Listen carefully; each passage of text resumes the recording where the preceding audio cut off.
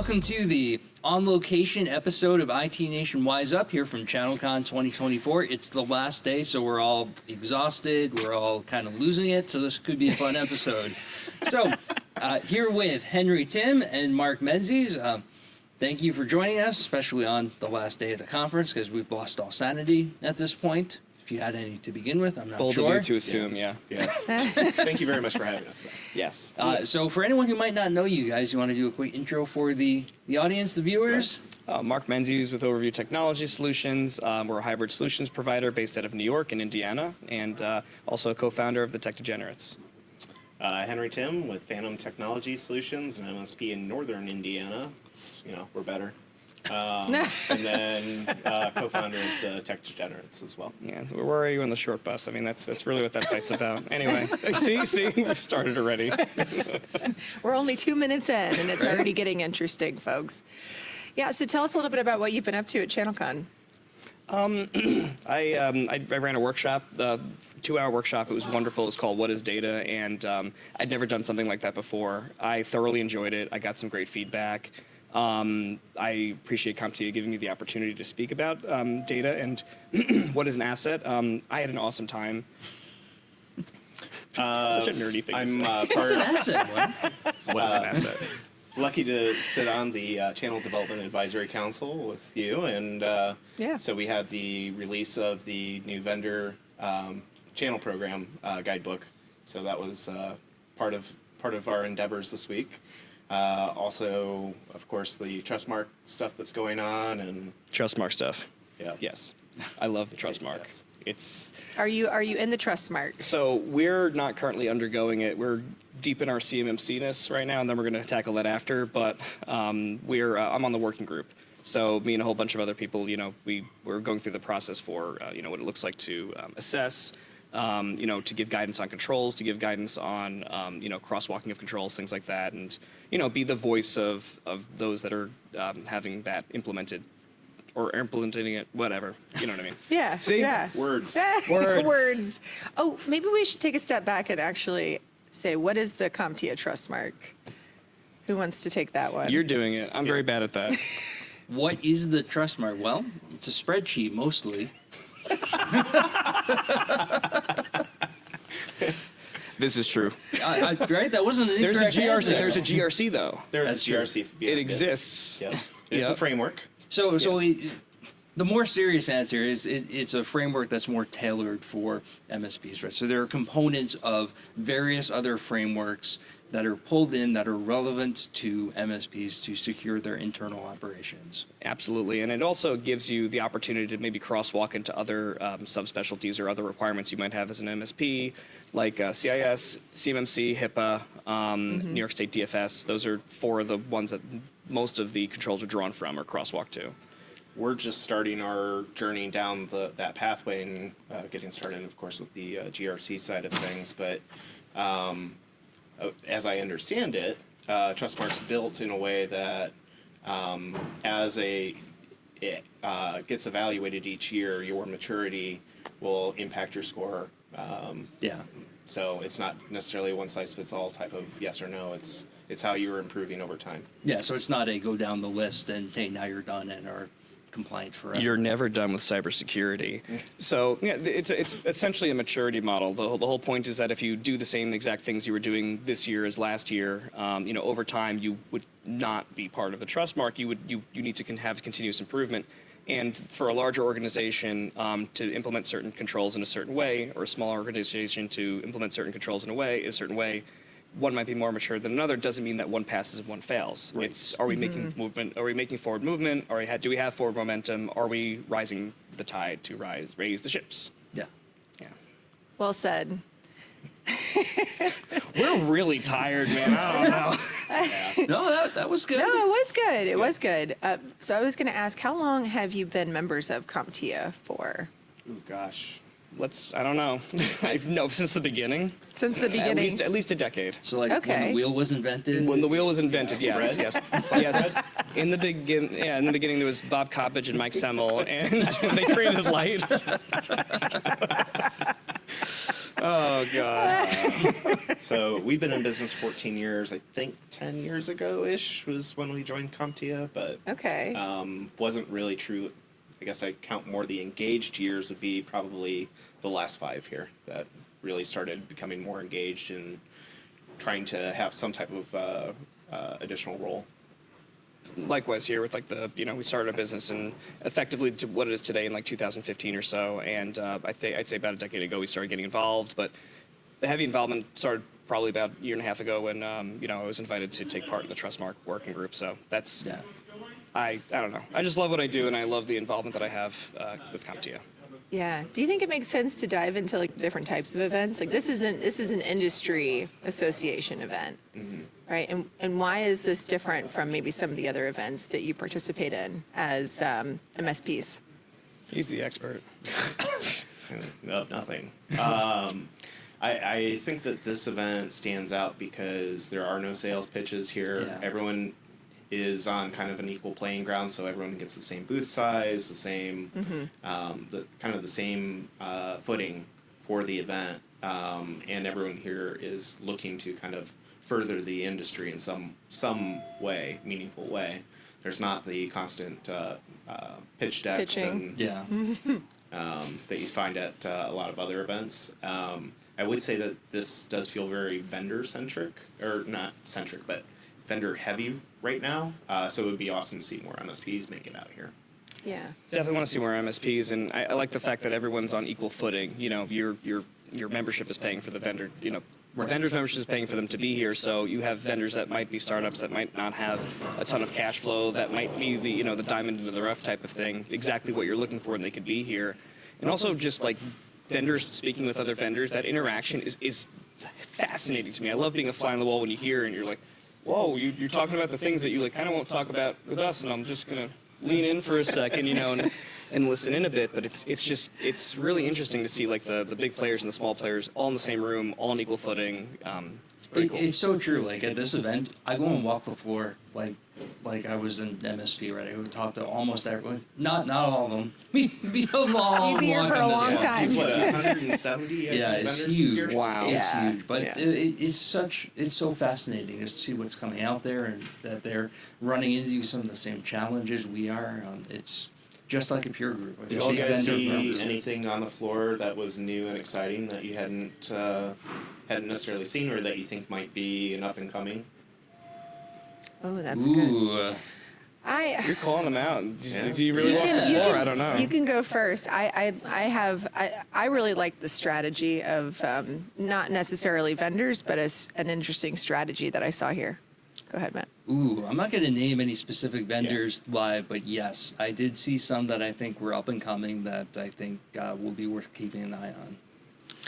I liked the thinking outside of the box of I know we keep talking about the crow's nest, but I really do love that those guys came together, and guys and gals. Yeah, there's all the pitch it contestants. pitch it guys. Yeah, it's all the Yeah. pitch it contestants, but they got a suite, and it hasn't been shut down from what I can understand from Last the. night. It got shut down last night. Oh, it did get Yeah. shut down last I left night. like Morning. 15 minutes, and 15 minutes after I left, it got shut down. Unrelated.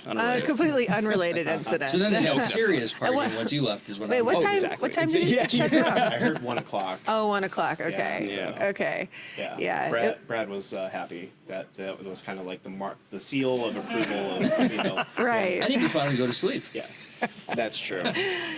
Yeah, but it's an opportunity to not just necessarily go to the bar, but go to maybe kind of a more intimate setting in a hotel suite to talk to others and smoke cigars and Yeah. eat pizza, and then have what is that really horrible liquor that we were just talking about? Yeah, we meant to bring you a bottle of Malort from Chicago because that's our local. The name's even offensive. Yeah. So It's Vicky, offensive. I It's did terrible. volunteer you to drink some on camera if Yeah. Henry had remembered. Oh Yes. yeah. Oh darn. So that means I'm next so sad CDAC you forgot it. Next CDAC meeting, you're gonna have Gonna have shots. some? Okay. All right. It's really an acquired taste. Yeah. Yeah. Do you Just- actually acquire the taste eventually? Well, that's just what Or do people you just say for things that acquire taste terrible. wanting to see other people drink it? Is the Oh, main- that's true. That's true. Yeah, That's the it main was draw. fascinating. I was handed a very large cup of it, and I was like, "Oh, this is terrible." And I was like, saw people come in. Oh, this is great. You should. You should really have some of this. It's like the equivalent of smell this. Yeah, Yeah, exactly. right. My question is why? Why did Chicago make that? I have no clue, and for the uninitiated, it's like drinking hairspray. Yes. It's pretty vile. Hairspray that's been sitting in a can for a decade. Yes. So are you speaking from experience, the drinking hairspray? You know, I've heard other words used to describe what it tastes like don't as get well, mixed but up, you know, you know. we'll keep it PG here. Yeah, that's good. That's smart.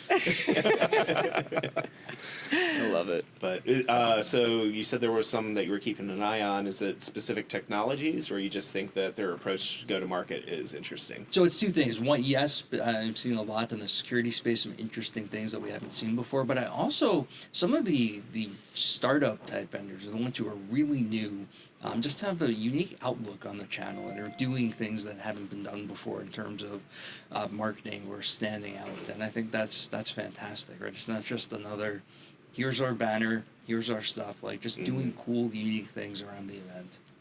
Awesome. Innovation. Yeah. Yeah. I mean, not having a not jaded webinar yet, about it? so, yeah. Yes. How about you? Did Go you ahead. have something that you thought stood out? I mean, without naming any names specifically, no, the same thing is that, you know, when you've been in our industry for a long time, sometimes you get jaded, you get tired, you need the energy that somebody has coming into this. And I saw a lot of that here. Yeah. A lot of like excitement, a lot of new things, a lot of ideas that I'm like, wait, why didn't I think of that type of Right. thing? And that is very refreshing to see that. And there was also a lot of like, not saying that I'm old, I'm getting there, but a lot of younger people here, and a lot of mentor-mentee relationships I saw forming, and it was really wonderful. And like that's how we keep our industry going and relevant and full of people who care. And that goes back to Henry's point about the equal playing field, right? It's not, you're off in a corner somewhere with like your tiny little thing. You're just as much of a presence as anyone else. Absolutely. That's we happen to be right next to one of the large distributors that everyone knows, and we're a small little. That's right. You have a booth. We do have a booth. The Tech Degenerates have a booth. Ooh. I was gonna say come over, but you're not coming. Come to our booth. No, we've met a lot of great people over there, and like Henry was saying, with all the vendors here, we were interacting with MSPs, members, but we were also interacting with a ton of vendors. They were coming over, introducing themselves. We were making the rounds and things like that, and it's just, I don't know, it's just really great. Can you tell, so as somebody who is not part of Tech Degenerates yet, but is looking to get onto the Discord very He's in soon, charge of PR. How many members do you have today, and what? So we have several hundred members that are involved in the Discord today. Okay.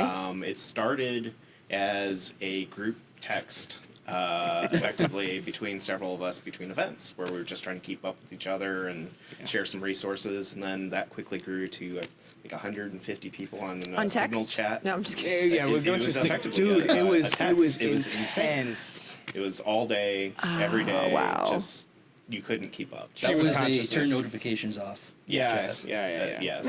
And I'd scroll through like 200 or 300 messages, start replying to things from like 2 days ago. People are like, "What's wrong with you?" We had to figure out another way of doing stuff. So Yeah. So we did migrate over to Discord last year, about this time. And the community's just kind of grown and flourished. It's really kind of centric around that equality of both MSPs and vendors having kind of a safe place where it's not sales pitchy. There's no direct sales that are happening in there. People are just kind of congregating to share their knowledge and experience, and it's kind of unique, I guess, in that sense of things. it is unique because, like, at the end of the day, when we're at the Crow's Nest, for example, there is no difference between a vendor and an MSP and someone who works We're for all the people. nonprofit. We're all people. Yes, like we like to say internally, vendors are people too. I remind my staff of that sometimes. So, but it's a great thing, and we do have like little barricaded areas for, hey, if a vendor does want to talk about something, hey, what can you guys look at my sales strategy? What do you think about this? Do you think the market has this? We do have those little enclaved areas, based on how they identify as a vendor or an MSP. We kind of have a teeny bit of separation enough for private conversations to happen and such. So I think the other day I responded in one of the vendor ones, and I was like, oh wait, I'm so sorry, I'm not supposed to talk in here. I'm just moderating. Oh, yeah, I saw that. Sorry, you look so dejected. I saw that. Shame So, on Menzies. Where are you taking Tech Degenerates? What are your goals if you said, what do I want this to look like this time next year? I feel like I'm in an L10 meeting. This is making me uncomfortable. No, I'm just kidding. Let's talk about rocks. Yes. Yeah. Let's hear EOS Yeah, strategy. no, I'm good. I'm good. Cadence. So I think where we're trying to go with this is building in 4 different areas. So we're building on the community piece, obviously with Discord and trying to be out and involved in events and so forth. But we're also working on building out education and content there. We're working on building out some tools and resources like events calendar and kind of compiling list of resources that are of things that are in the industry that people may or may not be aware of.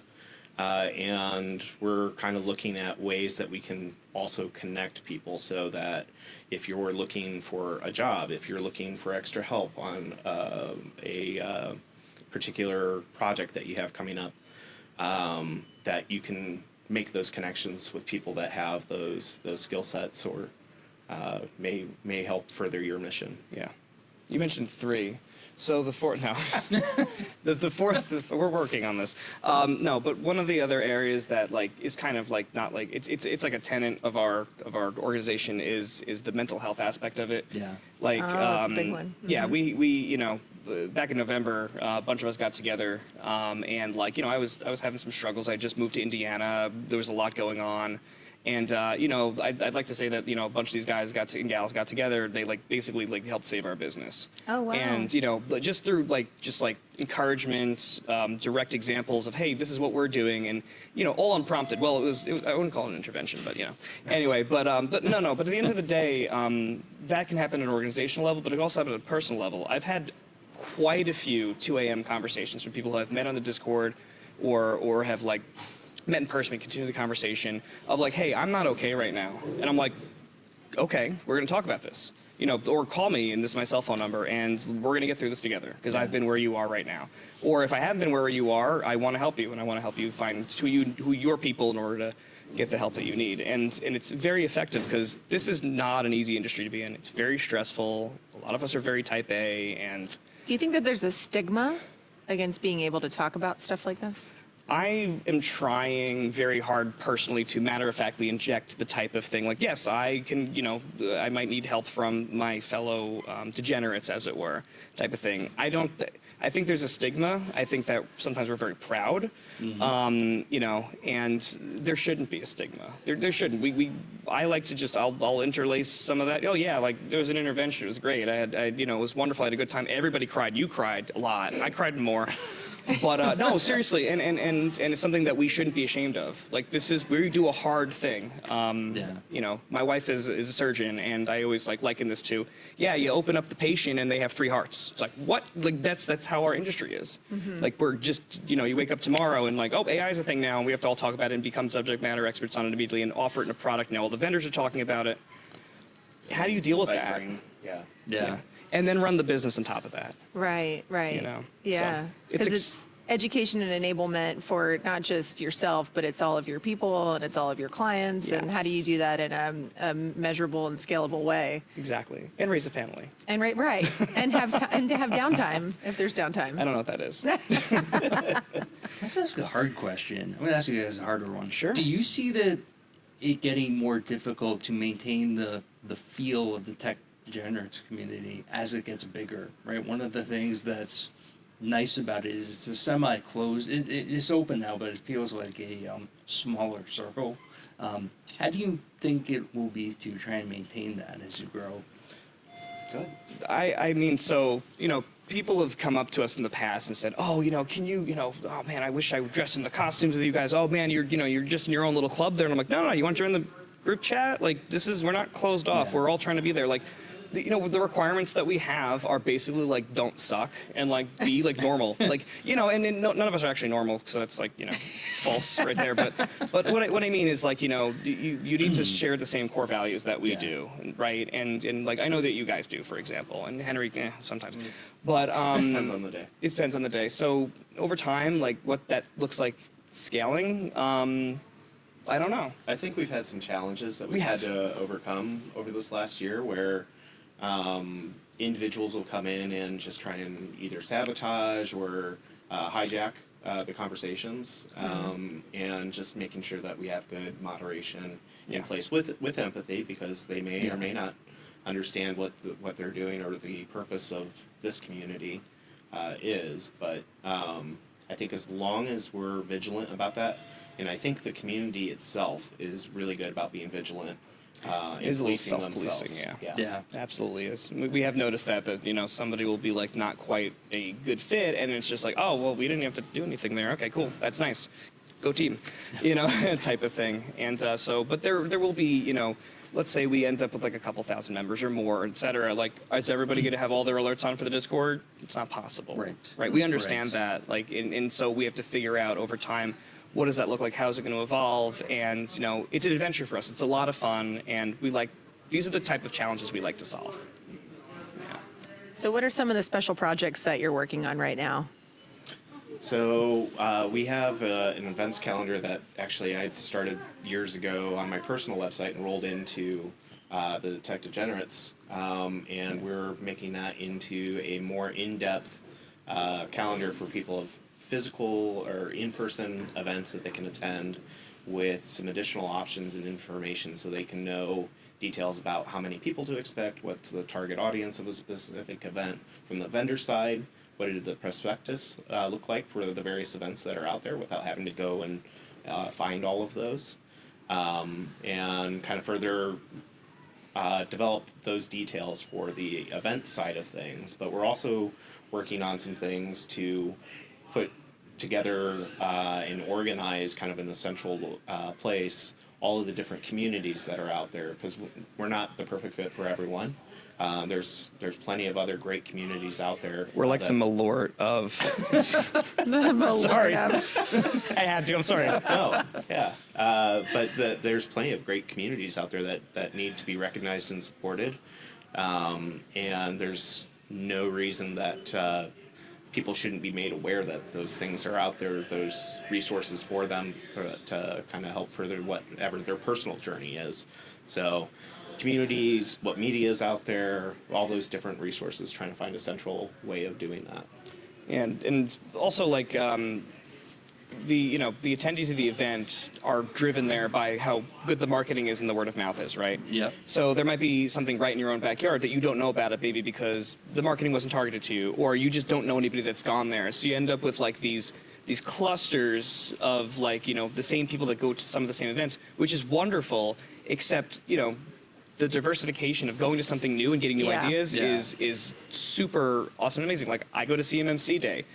I don't know anybody that goes there, except for like a couple of people that have like come with me in the past, and like it's just a completely different perspective. Those people are crazy in a different way than us, but and I'm part of that community too. But also those that are just starting off in their careers or in their businesses or as a vendor or something like that, trying to sort of navigate the basically probably hundreds or thousands of events and communities that there exist. Especially now that we're like in an international market. Not us, well, I guess a little bit. Yeah, we are. Yeah, you're right. Sorry.